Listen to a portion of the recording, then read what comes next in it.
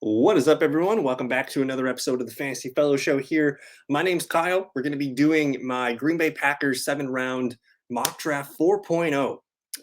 It's March 5th as I record this. We just had the NFL Combine this past weekend, so we got a lot of information and data points that'll help us make a better mock and continue to mock through. So I did link in the description. There's going to be mock drafts 1, 2, and 3.0 if you guys want to check out those previous ones. I'm going to try not to do the same players and names that I've been doing that. So this is going to be a little bit experimental, but either way, we're going to use PFF. We're going to hop right into it. And I just want to make sure you guys know that I am not an expert at this. This is a fantasy football channel first and foremost. So if you guys are into fantasy football and you like the Packers, we can be friends.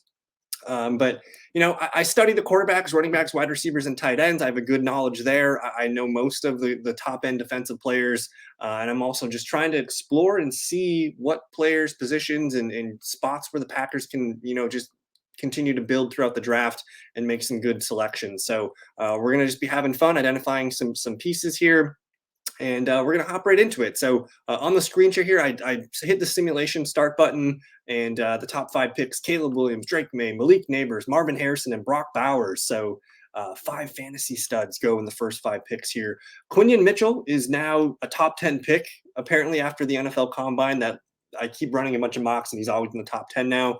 Jerzon Newton, really good player. Cooper DeJean, guys, we're probably not going to be able to get Cooper DeJean. I think he's a top 15 pick right now. Other players that I've seen mocked to the Packers, that's probably it. Graham Barton starting to gain some steam as well. Jackson Powers Johnson. But we're up to pick here at pick number 25. And in my previous mocks, I have been drafting this player in the second round, but I just think listening to Jeff Hafley talk and just hearing his philosophies on defense, man, he can't shut up about the safeties. We're switching to somewhat of a 4-3, it sounds like, which is going to require, some single high safety stuff. And I think you want one really good one. Now, this can all be, mute with the Packers maybe signing a free agent safety that we just saw Jamal Adams and I think Quandre Diggs get released today. So maybe the Packers are active and they sign a veteran in free agency and we don't even look at safety. But if Hafley's trying to get his guy in the first round here, it would be Tyler Nubin, he is to me the clear best safety in this class, and he's starting to gain some separation. I think a month ago I got kind of hounded when I didn't take Cameron Kinchens. I took Nubin over him, but Nubin continues to creep up and up, and now you can see his ADPs in the end of the first round. Javon Bullard, Jaden Hicks, and now Cam Kinchens is safety number 4. So to me, I think locking in Tyler Nubin is probably where we want to be. Had his best season last year. He's a 3-year starter at Minnesota. Really, really good elite coverage grade. Run defense is fine. It's slightly above average, but forced incompletion rate's high, missed tackle rate, average depth of run tackle. But either way, I think just getting the back end here, and who knows, maybe the Packers bring back, I wouldn't mind bringing back Darnell Savage on a cheap deal to be your safety too. But hey, if we get a guy like Tyler Nubin, I think we're moving in the right direction. So that's going to be the first round pick, Tyler Nubin, safety out of Minnesota. And then we're up in round 2 right away here. Players we just missed on: Jordan Morgan, J.J. McCarthy, he's a top 10 pick. Kamari Lassiter, Jatavian Sanders, Troy Franklin, Adisa Isaac. So as the board lays right now, Chris Broswell chilling down here, the edge rusher. He should probably be off the board by now. 6'3", 255, really strong pass rusher here. I don't know what you guys think about this, but after Rashawn Gary and Lucas Van Ness, Preston Smith, who knows how long he's going to be with the team. I kind of want a third pass rusher behind the top 2 guys, Gary and Van Ness. So I'm open to getting one here. Ennis Rakestraw Jr. is starting to fall. He was, in my previous mocks, everyone was kind of mocking him top 25, top 30. Really strong zone coverage guy, not so good in the man. He didn't have the best combine, though, so he's starting to fall a little bit. Braden Fisk blew up the combine. And he's a defensive end that mostly played B-gap last year, mostly B-gap throughout his career, but he can do outside the tackle stuff here. And that was actually his best graded season outside the tackle. So maybe he's like a defensive end edge rusher for us. He is 6'5", 297, His measurements are not ideal, but he has NFL level IQ and pass rush quickness to be a potential impactful player as a 4-3 defensive tackle, even with some run deficiency. So I think his RAS was through the roof. Braden Fisk could be a really fun player here. And, we have, just looking at the Packers depth chart real quick, I don't know how much longer we're going to get Kenny Clark playing at the level that he's playing at. Devontae Wyatt still hasn't shown up consistently. I think Carl Brooks and Jonathan Ford are fine, or my bad, Jonathan Ford's fine as a nose tackle to TJ Slayton, but, I wouldn't mind adding another big body to compete over here. So maybe, if we grabbed one of these defensive ends, makes sense. So I think, and hey, I like Chop Robinson. I like Darius Robinson. These guys are more edge rushers, but getting a 3-down lineman in Braden Fisk, I think could be really, really nice. Last year, 6 sacks, 8 sacks the year before. That was when he was lining up more outside tackle. So you're looking at a guy that can play, a couple spots, and I think his RAS, of course, Gutekunst is going to like that. So I'm going to grab Braden Fisk here, the Florida State defensive tackle, and boom, we just got a defensive tackle and a safety with our first 2 picks. I love this pick 57. We're back up on the clock right away, and look at that. Keon Coleman's starting to dip. He was a first-round pick about a month ago. Didn't have the best combine. He was a little slow. I do want a cornerback. I want to address cornerback at some point. Kyrie Jackson here, 2 bad years to begin his collegiate career. Solid year last year, though. Outside corner, he can play a little bit of man, better in zone, though. Probably not on our board. Jonathan Brooks is like, if I want to have fun, this is what I want. Because Aaron Jones, he's probably going to have to restructure his contract in this season to free up some money so we can do some things. But man, and I know Jonathan Brooks is coming off of an ACL tear, but his surgery was apparently done by the Cowboys coaching staff. I think he's going to come back fine. He might be on the PUP list to start the year, but man, like, you got Aaron Jones for 2024, mixing a little Jonathan Brooks, come November, December, and boom, this could be our starting running back in 2025, which I think excites me. He graded out to me as the best running back in this class. Again, he's going to get docked a little bit because of the ACL injury, but if we wanted to kind of swing for a home run pick here, Jonathan Brooks, I have no problem with that. Otherwise, if we wanted a left tackle, and hey, I thought, we need a left tackle. I thought Rasheed Walker was okay. He was around average replacement level, and he got better down the stretch. So I honestly, the whole offensive line kind of gelled. So I don't know if we need a day 2 left tackle, but I'm open to it.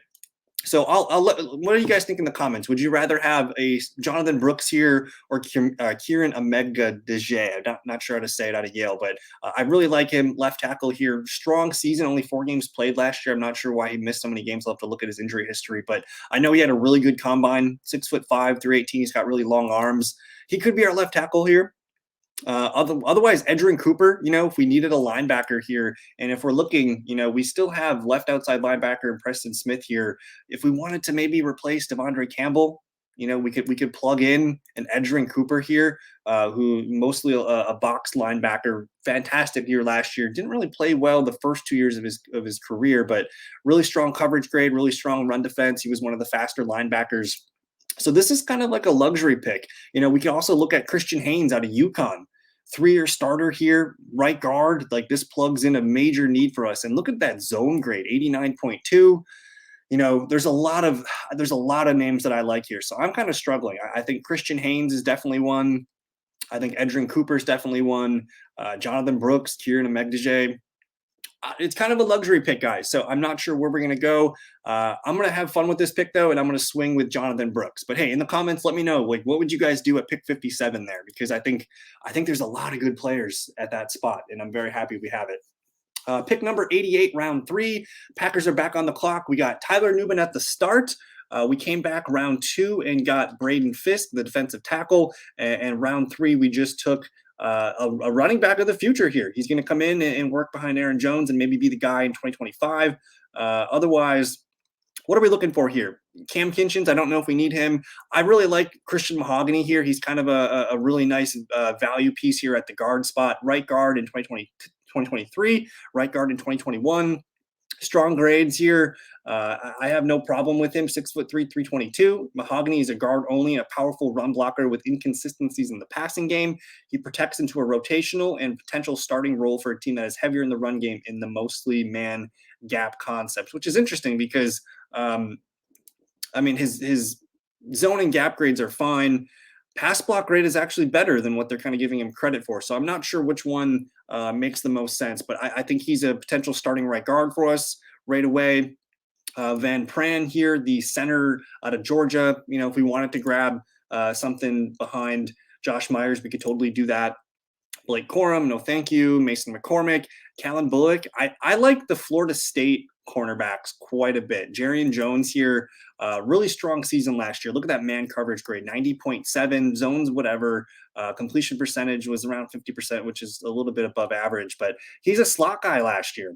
And a man slot, you know, we got Stokes and we got Jair on the outside. I think we've already got some back end help with Nubin, maybe getting a slot cornerback here who played really well. And you can kind of see here, they didn't really use him in the slot his first 2 years. He was primarily outside, but then they move him in and he has the best season of his career as a junior. So no touchdowns allowed, 3 interceptions. Look at that passer rating. I think the pick is Jarian Jones, guys, because I'm not sure. You know, I don't want Keyshawn Nixon back as the nickel back. I think he's fine as a returner. So to me, I think the pick is Jarian Jones, and there's probably a couple other really good names here. So I'm going to go with Jarian Jones. Let me know what you guys think here. Get a potential starter when we get into nickel. So boom. And then bam, man, we're right back up here at pick 91. So look at Christian Mahogany still on the board. We've already got the safety, the defensive tackle, we got the running back, and we got the cornerback. So now I think, you know, grabbing Christian Mahogany makes sense. This guy's popping a lot here. If we wanted to double dip at safety, and hey, I'm not sure if a lot of safeties are out there in the free agent market. We just saw Quandre Diggs and Jamal Adams get released today. There's a couple other guys floating. Maybe the Packers dip into the free agency market and grab a veteran. Maybe they bring back Darnell Savage. But this was, I believe, the fastest safety at the combine here. He plays all over. He can play slot. He can play deep. He can play box.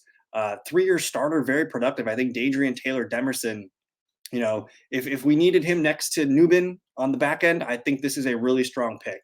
5'11", 195. I'm pretty excited about him. If I didn't take Taylor Demerson here, I think the pick could be Sion Vaki as well, the Utah safety. He didn't have a great year last year, but he showed up well at the combine. His numbers look a little shady here on PFF, but we'll see. I think he's an athletic player that could translate really nicely.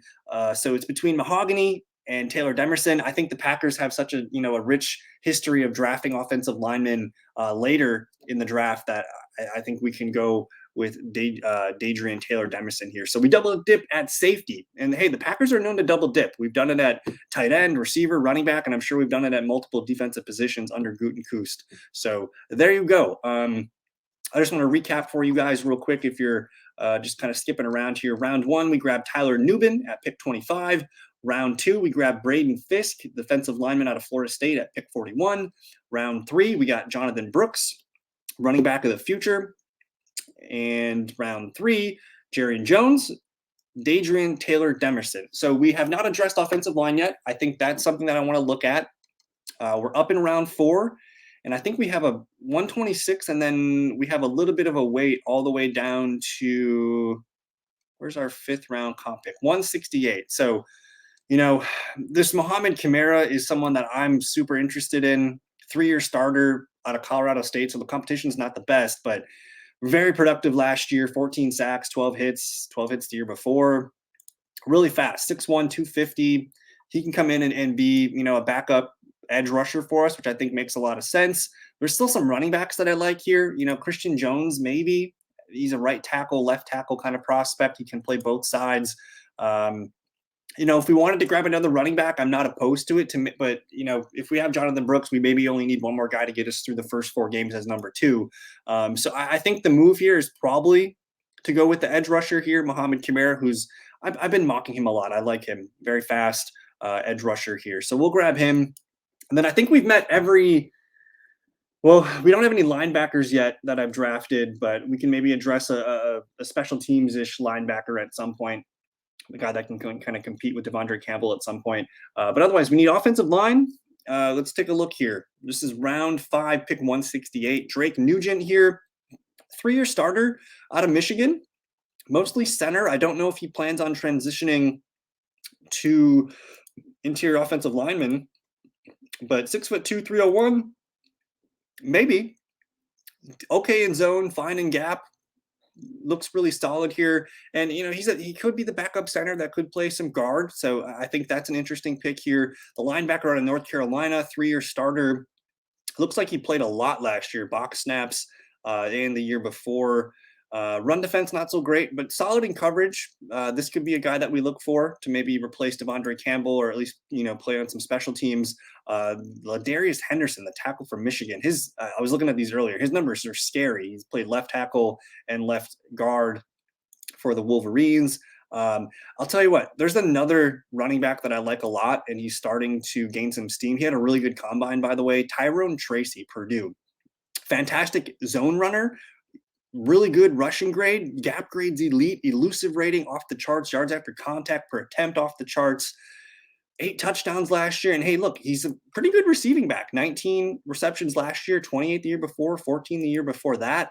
And he never really got the full workload to himself, but last year, 114 attempts, 714 yards, 6 yards per attempt. This could be, in the future, we could have a duo of Jonathan Brooks and Tyrone Tracy. So he's a guy that I'm certainly interested in here. North Dakota State left tackle and some center here. Jalen Sundell, if we want to just grab another offensive lineman, I'm open to it. But man, a lot of names here. Let me just double check the running backs, because I think there's going to be some guys down here that we can maybe look at as potential RB2s. I really like Tyrone Tracy, though. Otherwise, another corner, maybe Dwight McGlothern out of Arkansas. Really strong man coverage, really elite coverage grade here. Zone coverage is elite as well. So this could be a nice player here, mostly an outside corner. He could be our number 4, number 5 corner if we wanted him. And I like SEC corners. Those guys are usually tougher. So if we wanted to double dip at the cornerback position, I think that's definitely doable. Let's take a peek here at Tarhib Still. Not liking these grades here. He did play a lot of slot, though, the last couple of years. So kind of a luxury pick here. We already got the running back here, but I just want to note, I really like Tyrone Tracy. You guys should go watch his YouTube highlights. I think he could be a really nice complement, RB2 at the NFL level. Dylan Johnson's fine, but I'm going to go with Dwight McGlothern and just say we're done. We fixed the secondary. We grabbed 2 safeties, 2 corners. Just need a little bit better linebacker play, and we'll eventually get some offensive linemen here. Julian Pearl out of Illinois, 3-year starter, but not really great grades. Left tackle, right guard, right tackle.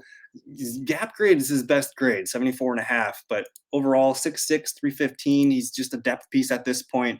I do like Frank Gore. I do like Cody Schrader as well. Let's look at Caden Wallace here, basically a 3-year starter from Penn State. Primarily a right tackle, but I think the Packers we're fine at right tackle with Zach Tom. I think he's looking really, really good there. Otherwise, Tanner Bortolini had himself a really nice combine. He was very fast and elusive. His pass block grade's really good. He could get better at zone and gap grade, but this could be the potential right guard competition that we're looking for here. Again, I like that he's got a full season of being a center last year. He actually played, his best was 2021, where he played 9 games at right tackle, pretty much 11 games here as left guard and right guard and some center.